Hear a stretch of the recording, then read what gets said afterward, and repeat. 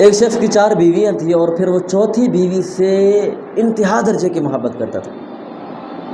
اسے بنانے میں، اسے سنوارنے میں، اسے لاڈ پیار کرنے میں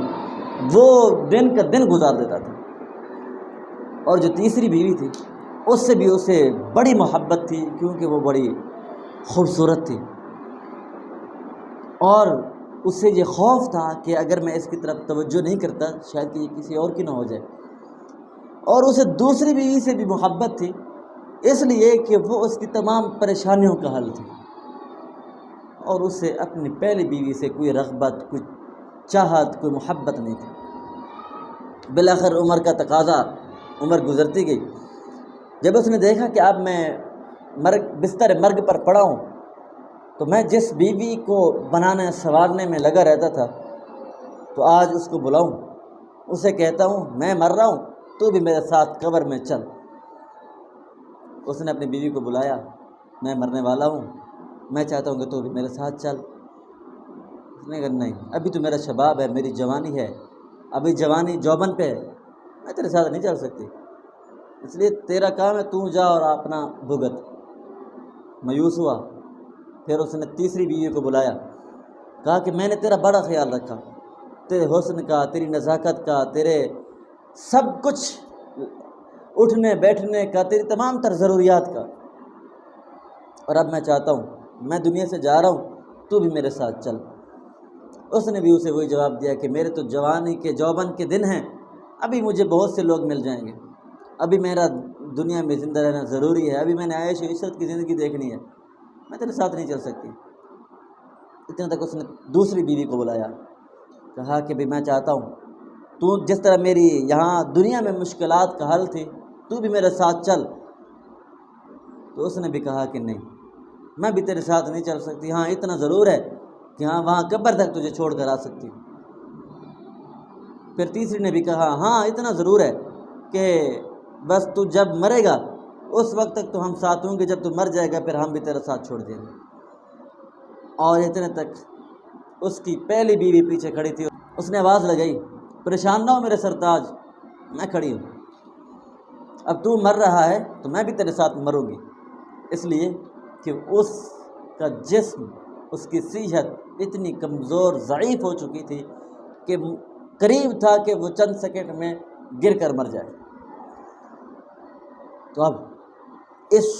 تمام تر واقعے کا مقصد اور ماوا کیا تھا کہ اس کی جو چوتھی بیوی تھی نا، اب ان تمام چاروں بیویوں کی وضاحت میں کچھ نئے انداز میں دے رہا ہوں کہ جو اس کی چوتھی بیوی تھی نا، وہ اس کے اعضاء، جسم، چہرہ، جوانی تھی کہ وہ ہر وقت اپنے آپ کو سنوارنے میں لگا رہتا تھا، اور کبھی اپنے آپ سے اس کو فرصت نہیں ملتی تھی۔ اور جو اس کی تیسری بیوی تھی، وہ اس کے پاس مال دولت تھا، جو وہ اس حیثیت سے اس کی طرف زیادہ جاتا تھا کہ شاید کہ یہ میرا مال، اور جو اس کی دوسری بیوی کی میں نے مثال دی ہے وہ اس کے رشتہ دار اور عزیز و اقارب تھے، مشکل وقت میں وہ ان کے پاس جاتا، یہ ان کے پاس آتے اور مشکلات حل ہو جاتی۔ تو اسی طریقے کے ساتھ چوتھی بیوی جو اس کا حسن تھا، مرتے ہی دولت تھی، قبر تک جاتے مال دولت ساتھ جاتا ہے، پھر وہ واپس۔ اور جو اس کی دوسری بیوی تھی، وہ رشتہ دار عزیز اقارب کے ساتھ میں نے مثال دی، وہ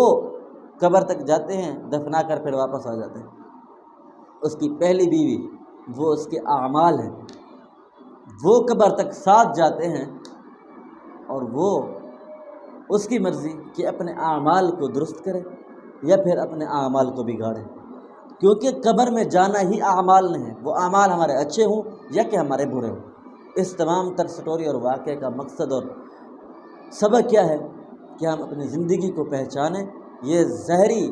بود و باش، زہری حسن و جمال، زہری مال و دولت، یہ کچھ نہیں ہے، یہ آخر ختم ہو جانا ہے۔ اگر کام آنی ہے تو آخرت کی زندگی کام آنی ہے،